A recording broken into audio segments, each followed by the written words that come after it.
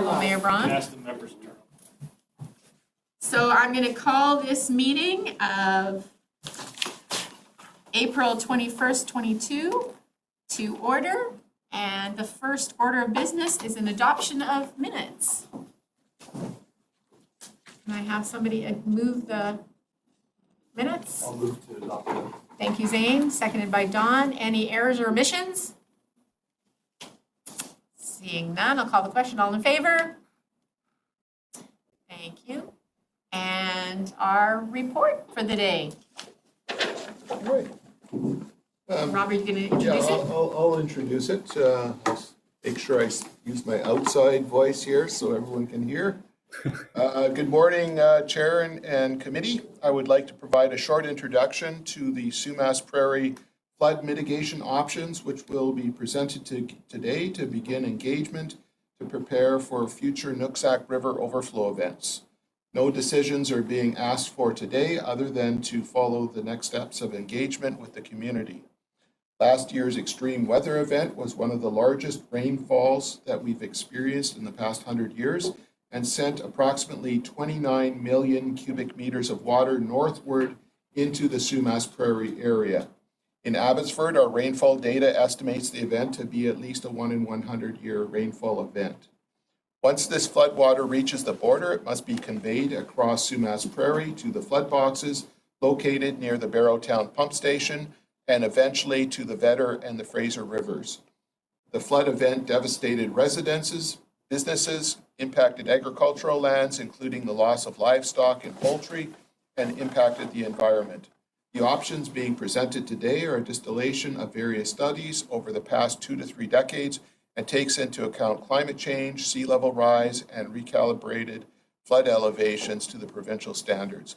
We are bringing 4 concepts forward to begin engagement to develop the preferred flood mitigation option. I'll now pass the presentation on to Ms. Chu, Acting Director of Utilities Infrastructure. Thank you, Rob. And actually, before you start, Stella, I just want to make a comment today that we're only going to be talking about what's in the report. I know there's many questions about some of the stuff that's happened out there in the past, but today we're going to concentrate on what's in the report. So, thank you, Stella. Thank you, Chair. Thank you, Mr. Isaac. Could I have the PowerPoint up? All right.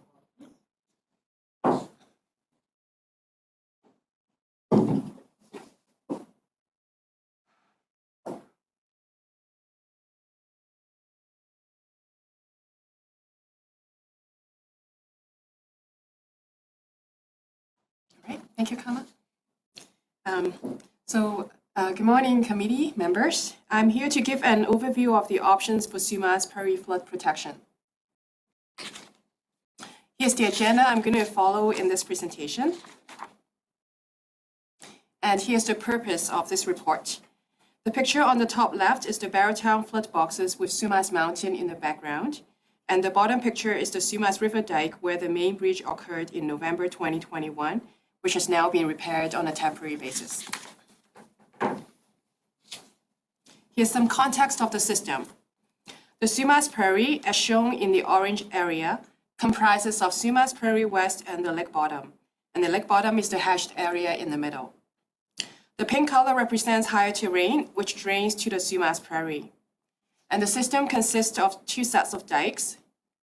First, we have the Sumas River Dyke, which is approximately 17 kilometers from Vi Road to the Barrowtown pump station. Its elevation was at around 6.6 meter, which was temporarily raised to 7.1 meter.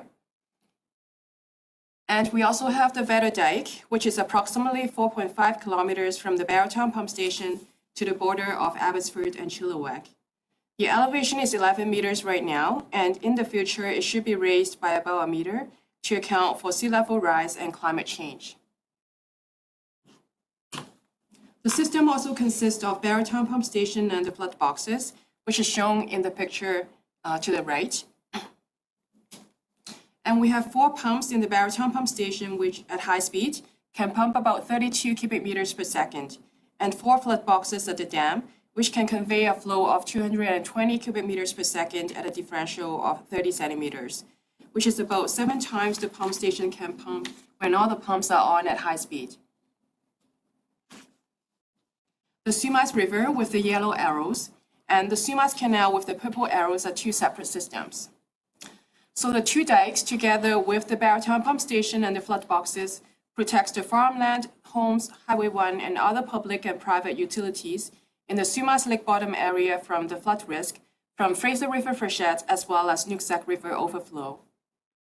During spring freshet, which is coming up pretty quickly, when the Fraser River is high and the Sumas River is low, the Barrowtown flood boxes will be closed to prevent backflooding from the Fraser River into the Prairie. And the Barrowtown pump station would assist with pumping flows from the Sumas River and Sumas Canal out to the Fraser River. During rainy season, and especially during the high-risk season of Nooksack River overflow, which is usually from October to April, the Barrowtown flood boxes would typically be kept open as Fraser River is usually low. The Barrowtown pump station would be dedicated to pumping just the Sumas Canal to provide drainage from the lake bottom to the Fraser River. However, the Sumas River is also subject to influence from the Vedder River and the Fraser River.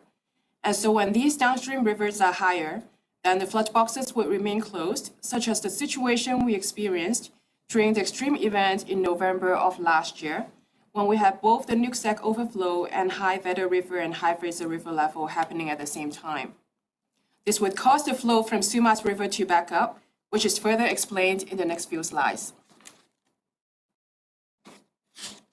This slide shows the Sumas River catchment area, including the area south of the border.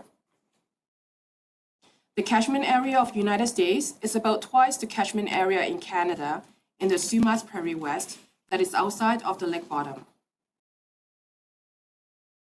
Nooksack River in its normal state flows west to the Bellingham Bay. When an overflow occurs, the Nooksack River will typically jump its bank at this location at the city of Abbotsford. And it would then follow the direction of the arrows, flow into the Sumas River catchment, and would come to Canada via Johnson Creek, Sumas River, and overland flow. We have engaged a qualified professional, Kawalado, to assist us with coming up with a few options to improve the overall flood protection in the Sumas Prairie. Over the next few slides, we will be discussing these options. Right now, we would like to give an analogy of the system that we just described. The Sumas Prairie West, confined by higher terrain on the west and the Sumas River Dyke to the east, resembles a funnel. The floodgates at the Barrowtown Dam can be represented by the narrow portion of the funnel at the end. When Nooksack River overflows, it cannot be stopped and it would go right into the funnel via Johnson Creek, Sumas River, and overland flow. And when the Fraser River and the Vedder River levels are high, the floodgates are closed. It would then be like putting a finger at the end of the funnel, stopping the flow. The flow then would back up into the area outside of lake bottom. And if during an extreme event like the one of last year in November, we would then see extreme volumes spill over into the Sumas lake bottom. This again shows the existing flood protection for Sumas Prairie. Just wanted to point out a few things on this map. The black dotted line represents the Canada and US border. The dike shows as purple is existing. We have Southern Railway and Highway 1 both shown on this figure. And we have also delineated Sumas First Nation and the Camel First Nations reserves on here as well. A number of options have been reviewed in the past, and today we will be reviewing 4 options. The following 4 options will use this as a base map and similar color scheme for ease of comparison. We will go through these 4 options today in this presentation. The first option is status quo, with some enhancements to the Barrowtown pump station to improve resiliency. The second option builds on option 1 and is a hybrid with a Build Back Better component. The last 2 are Build Back Better options. These options are being presented in general order of decreasing residual risk, which usually means increasing in level of protection. Option 1 is status quo, with enhancements to Barrowtown pump station. Dyke breaches and locations which were temporarily repaired during the extreme weather events of last year in November will be permanently repaired. In addition, all the low spots along the dike will be filled. Resilience improvements to the Barrowtown pump station are also included in this option. This option provides a level of protection to the Sumas lake bottom up to a 1 in 35-year event with climate change. Option 2 is status quo, with enhancements to Barrowtown pump station and a new Sumas River pump station. This option builds on option 1 and also includes a new Sumas River pump station at Barrowtown to improve flow conveyance from Sumas River to the Fraser River when the downstream rivers are high and the flood boxes are closed. This option provides a level of protection to the Sumas lake bottom between a 1 in 50 to a 1 in 100-year event with climate change.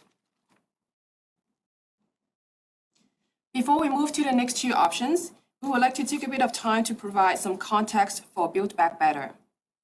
What is Build Back Better? It is one of the 4 key principles identified in the Sendai Framework for Disaster Reduction, which was adopted by United Nations in 2015. Canada is a signatory to the global framework, and in 2018, the framework was also adopted by the province of BC. The Emergency Management Strategy for Canada was established in 2019 and identifies the reconstruction phase of disaster recovery as a critical opportunity to rebuild communities with an overall goal of reducing the vulnerability to future hazards by incorporating measures to strengthen infrastructure and investing in new infrastructure where deficiencies exist, integrating into enhancements and innovations to legislations, policies, etc., and can also be associated with improving the overall well-being and resiliency of communities and individuals. Here are some of the guiding principles common for the next two options. All dikes will be designed to a minimum of 1 in a 200-year return period, which is a provincial standard, with seismic performance and climate change allowance. There will be areas designated as unprotected floodplains and floodways. However, critical infrastructure will be appropriately protected. Retain the agricultural capacity that was created by the 1920s diversion project when the first Barrowtown pump station was put in to drain the Sumas Lake. Prefer floodways along main river channels with dike setback and floodway land use appropriately managed. Maintain or improve existing level of flood protection for Sumas lake bottom. Incorporate fish-friendly considerations with fisheries enhancements and access improvements. Separately address stormwater and local drainage issues. Favor solutions that are climate resilient, that is, will continue to provide benefit if climate change impacts are worse than anticipated. And finally, all farmlands in areas designated as floodways or flood storage will be made whole financially. This is option 3, added floodway storage area, enhancements to Barrowtown pump station and a new Sumas River pump station. In this option, some of the existing dike system will be reinforced and raised. Part of the Sumas River dike will be relocated and set back to allow for flood overflow channel east of Sumas First Nation Reserve. The reserve land will either be raised or a dike will be built around it. New dike will be constructed to protect Huntington area and industrial area along Riverside, all the way up to Highway 1. A new dike will be constructed on the right bank along Saw Creek and continues along the border. There will be controlled flows at the border to Arnold Slough. The existing intercepted dike will be removed, with Arnold Slough flows restored to the lake bottom. A new dike will also be constructed to Highway 1, possibly retaining the existing dike as a non-standard dike. Similar to the previous option, a new Sumas River pump station will be constructed and resilience is improved at the existing Barrowtown pump station. The Sumas Prairie West area, as shown in pink, will be an unprotected floodplain with structures relying on private local flood proofing. Highway 1 is expected to be raised through the pink area, and there will be no flood protection improvements to Southern Railway in this option. There will be one controlled overflow location to the lake bottom area commencing at less than 200-year flow. And land below the 200-year flooding extent, including the controlled overflow pathway, as shown by the blue arrow, will be acquired. The idea is that these lands within the lake bottom area are still farmable, but could be used for crops that can withstand the flood. In summary, this option would reinforce the existing flood protection system with creation of a floodway through construction of a setback dike. The area east of Star Creek will be protected from Nooksack River overflows and Sumas River flooding. This option would meet minimum flood protection guidelines in BC with some enhanced level of protection. This option would allow for overflow into the lake bottom area at less than a 200-year flow and provides a level of protection to lake bottom up to a 1 in 200-year event with climate change. This is the final option of the four: added narrow floodway, enhancements to Barrowtown pump station, and more new pump stations. Similar to the previous option, some of the existing dike system will be reinforced and raised. Part of the Sumas River dike will be relocated and set back to allow for flood overflow channel east of Sumas First Nation Reserve. Again, the reserve land will either be raised or a dike will be built around it. A new dike will be constructed to Highway 1, possibly retaining the existing dike as a non-standard dike. Highway 1 is expected to be raised through the blue area, and in this option, the railway will also be raised with flow conveyance through the floodway. A smaller designated floodway in blue shading will be created through the Sumas Prairie West with a new dike on the left bank and a new dike on the right bank, which continues along the border. A new Sumas River pump station will be constructed and resilience is improved at the existing Barrowtown pump station. New to this option is several pump stations will be added at Marshall Creek and also Arnold and Star Creek. There will be controlled overflow locations to the lake bottom area commencing above the 200-year flow. Land below the 200-year flooding extent will be acquired. And again, the idea is that these lands are still farmable, but could be used for crops that can withstand the flood. This option provides the largest number of protected properties out of all options. In summary, this option would enhance the existing flood protection system with creation of a floodway along both sides of Sumas River. The intent is to protect the greatest possible area to maximize food security, subject to achieving an acceptable balance of cost versus residual risk for the dike system. The option would meet minimum flood protection guidelines in BC and incorporate enhancements such as dike setbacks and floodway creation. This option would only allow for overflow into the lake bottom area above a 200-year flow and provides a level of protection to the lake bottom up to a 1 in 200-year event with climate change.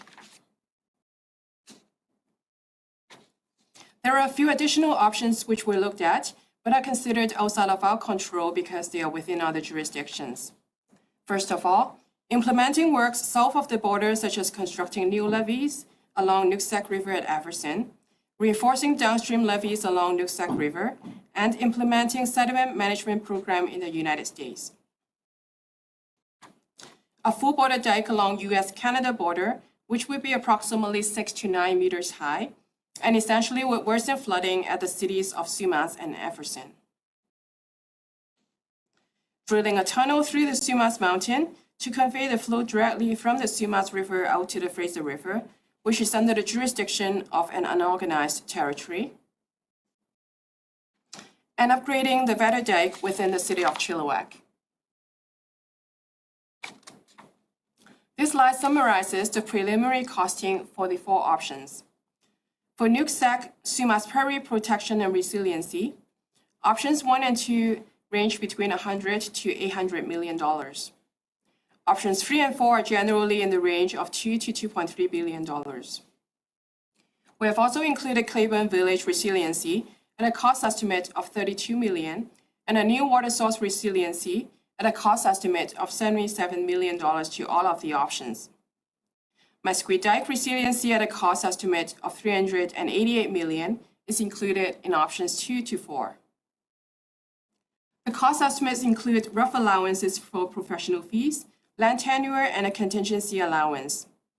Reconciliation is not included and is to be addressed by senior government. The total cost, including all of the above, range from $209 million to $2.797 billion.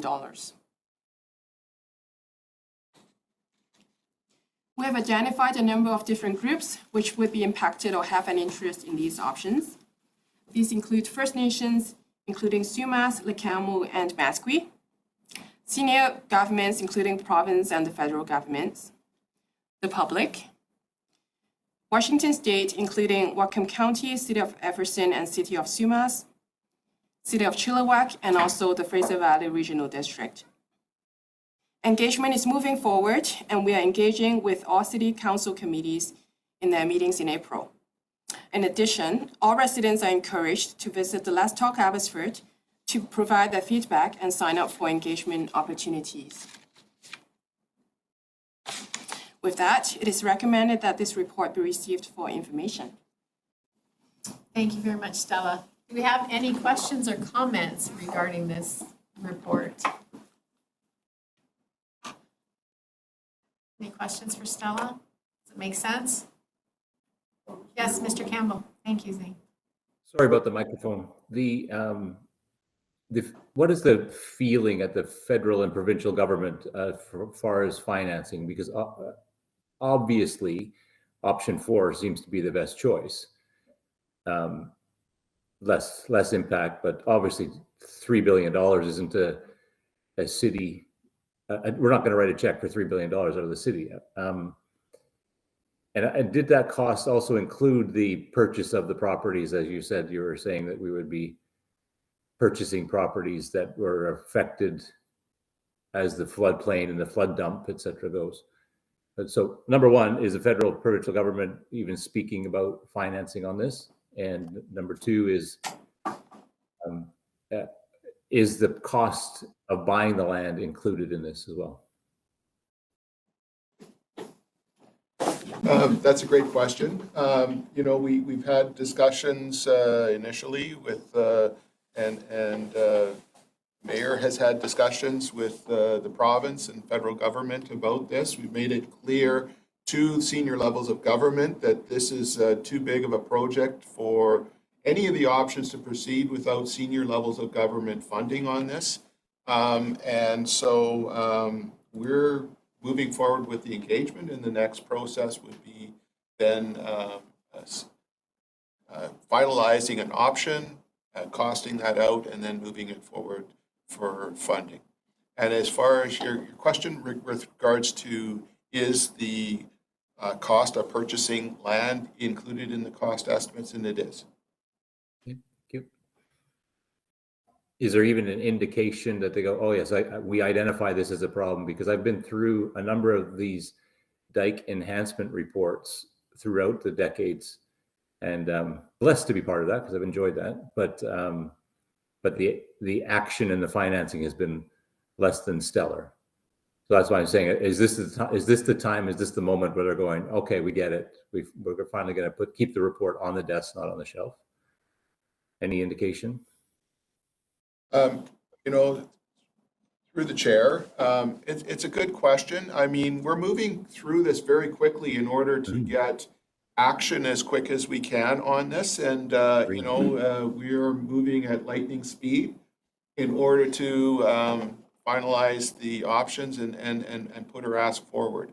And we're doing that for a reason, because the eyes of the province and the federal government are on this project right now, and it might not be there in a year from now. So we're moving very quickly as we can to move this forward and bring it to the attention of senior governments so that we can put our ask in for funding. Thank you. Any other questions or comments? Katerina, I can't see you, so if you have a question, just speak up. I'm okay, thank you. Thank you. Yeah. Don, I'm just going to piggyback on your comments. Thank you. I have kept both the federal and provincial governments aware of everything that you have seen here over the last number of months. So none of this comes as a shock to them, other than the sticker shock maybe initially. Yeah. But I think they get that. They're receptive to what we are doing. They get that and unfortunately, this is what happens when you have a disaster. Everything up to the disaster, we have said we need help with our dikes. And just like Calgary, just like the Red River, just like the ice storms in Quebec, governments then, unfortunately, it sometimes take a disaster to actually fix the problem. But it's much more expensive. In our 2020 report, I think it was a little over $500 million to do what should have been done. Now it's going to cost $2.8 billion. But I am cautiously optimistic that we're going to get somewhere this time that we haven't been successful with in the past. Now, having said that, this isn't going to happen in 1 year. The pump station on the Sumas River is key to the rest of the plan. So that would be the number one priority. The remainder of the work on the dikes would probably take place over 5 to 7 years, and they understand that. So hopefully that helps unpack that a little bit more for you. So now the government, both levels of government are waiting for the public engagement process. A report will then come to council. Council will then make a decision, and it might be a combination of the 4 options. We may hear some things through the public engagement process that we haven't thought about. But once we have all that information, we'll get a report to council. I'm hoping before the end of May. That may scare some staff, but we do want to work quickly because there's a window here.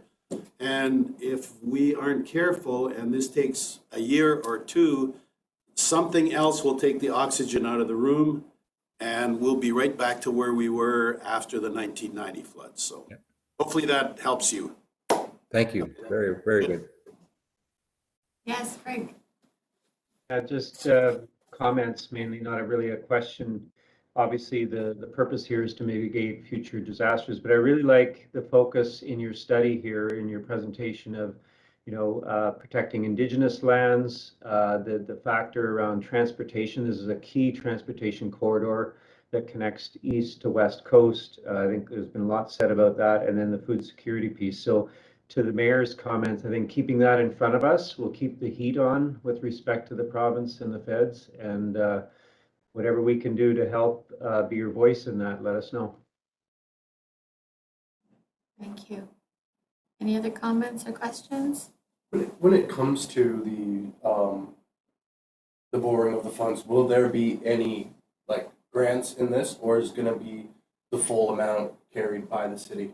Is there in that emergency responding? Is the funding going to be just totally laid on the city and the citizens, or is there some relief that comes with the government funding? Just curious about all the families, because everybody's who lives in town is gonna be like, okay, this is gonna affect my taxes, right? So just curious if that's how that plays out. Oh, this won't affect your taxes. This is, all of these options, all 4 of them are predicated on the federal and provincial governments putting the money on the table. We don't have the ability to do this. Our tax requisition for the next year will be roughly $165 million. For us to collect $2.7 billion, we have to shut everything else down and just collect taxes. So that's not going to happen. Right. There'd be no fire police, everything else that we do. So they understand that. The federal government's committed $5 billion to BC. Now, that's not just for Abbotsford, that's for all of BC. And the province has come up with their $2 billion. So there's $7 billion.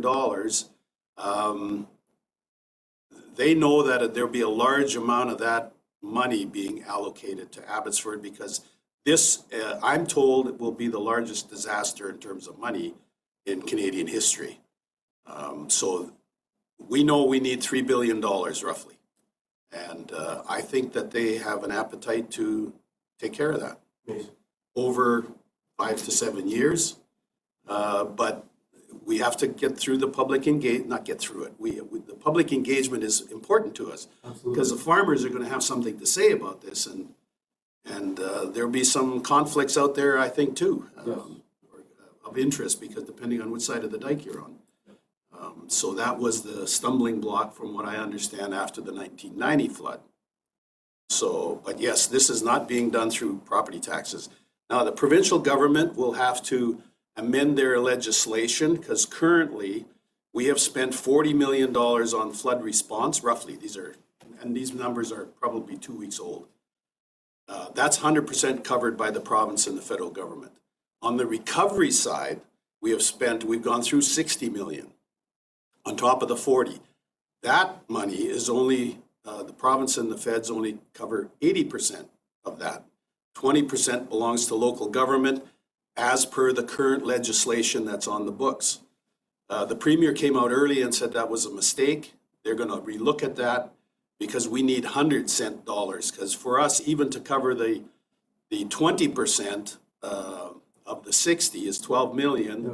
That would give you a double-digit tax increase. Right. So in that sense, there is a cost to pay. Now, 20% of $3 billion is a much bigger number. That's 600 million. Yeah. Even if they came to the table, we couldn't do it. Right. So they understand that. My understanding is that they're going to look at this legislation in the fall and fix it. So that was a long answer to a short question. It's a great answer. Okay, thanks. Any other questions or comments? I have one. It's Katerina from the chamber. Through the chair, just wanted to brief the committee. You know, obviously the chamber's been trying to, has been advocating, supporting what the city's been doing with conversations with the provincial and federal levels of government, and advocating through our chamber network as well. Minister Blair, the federal minister of emergency preparedness, was around, I think, about a week or so ago. I know he was meeting with the mayor. He also had a meeting with us. We covered many great topics and ideas in terms of how to learn from what's happened and prepare for the future. One of the comments the minister made was that the federal government really wants to get this right in terms of, and I'm sure the mayor has heard this as well, in terms of that, you know, the money that they're allocating to the various infrastructure upgrades, et cetera, that are needed.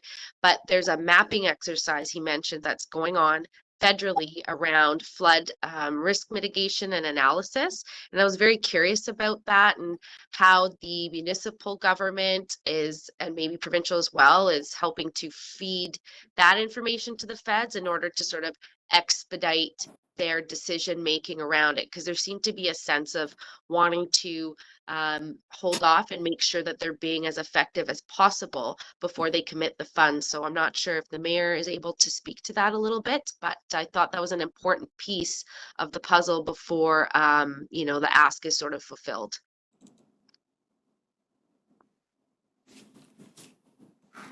So on the modeling for Abbotsford, I think we have all that information. That's easy to get to the federal government.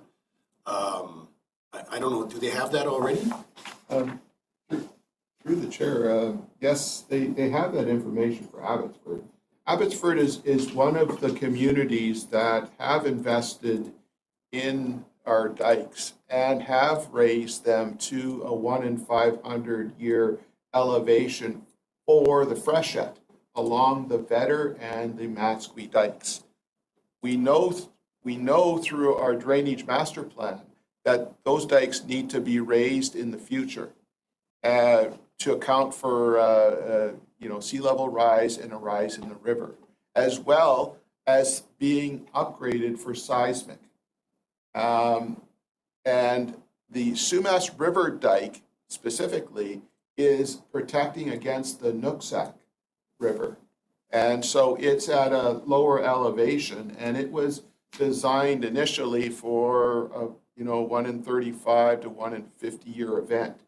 So, you know, the Sumas River dike is about 5 meters lower than the Vetter dike. And so, you know, we're one community that have invested and it's protecting for the flood of record of the 1894. So other than seismic, which the dikes are not designed seismically, they're at the current flood elevation for flood of record. And just to piggyback on that, we've also invested in studying the Fraser River and the underwater sandbars and all sorts of other things and hydrology that's going on there, which really isn't, in my view, the responsibility of local government, but we did it to try to prove our case that we need help on the Fraser. I am actually more concerned about the Fraser up until this flood than I was on the Sumas side.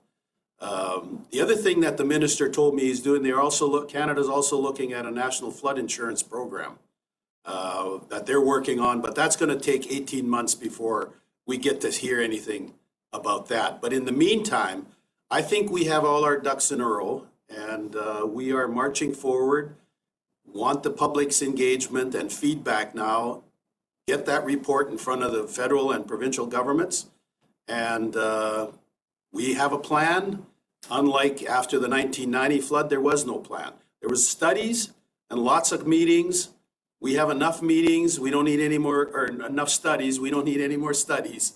We need action, and that's going to take money. And that's what I am laser focused on right now. Amen. Good. Thank you very much. Anybody else have any comments? Do we have any, do we have a number of properties affected with the different options sort of laid out in that report for public engagement, so that we're sort of like highlighting which areas end up affected in the worst case and sort of fallout of a flood with our different options?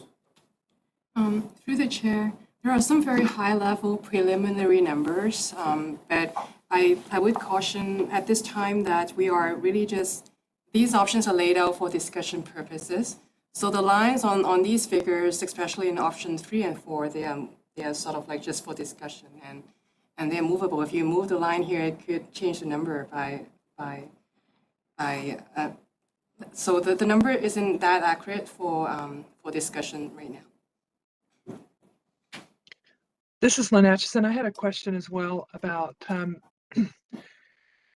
in terms of the planning, I mean, setting up the dikes and knowing what our future floodplain is going to be. Whatever option we pick, there's going to be some amount that maybe gets flooded. But how do we then, as a community, come in and say, all right, we know that these properties may be at risk in the future, and keep people from building mega mansions and multi-million-dollar buildings that are really at risk for being damaged and for being flooded out, so that we minimize that risk in the future for having to, buy out these expensive properties that maybe should have just been left as, fields that could be easily, drained and repurposed, rather than, huge amounts of, greenhouses or barns or houses that are much more expensive to replace. Through the chair, yes. So intent is that for like in options 3 and 4, areas that are shown as designated floodways or flood storage, there would be like covenants that will be put in for those lands to prevent buildings to be permanent structures to be put in. We don't want to see expensive damage to those buildings. And we also don't want to have like spilling that would affect the environment from like going into the floodway in the river.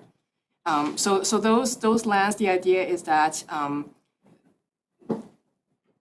they're still farmable, because the floodway is called floodway, but it isn't always filled with water. It only when an event up to a certain return period that we reach that we will see water flowing through the floodway, right? So those farms are still farmable, and the idea is that farmers could choose to plant crops that can withstand those flooding situations. Well, that's in option 3 and 4, correct? That's But correct. in option 2, Sumas Prairie West was all pink. And so that's kind of where my brain was going. If we can't get option 3 and 4, if we're only allowed option 2, there's a huge area that is still at risk. And, you know, is there going to be a plan to sort of manage that, or as Katrina was saying, you know, map it out and make sure that we're not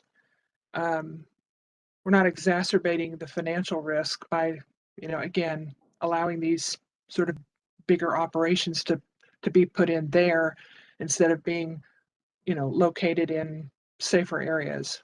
Right. So Thank you. I think I. through the chair, just to supplement what Ms. Chu has said here, we already, within our zoning bylaw, we have flood level regulations. And when we get a building permit, the first thing that is asked is, are you going to provide, one, we let people know they're in a floodplain. Two, in order to be protected by that floodplain, you need to build to this elevation. If they choose to build at a lower elevation, then a covenant gets registered against their property, acknowledging that they're building below the floodplain and they're taking that risk. So that's in both Sumas Prairie and Natsui Prairie floodplains.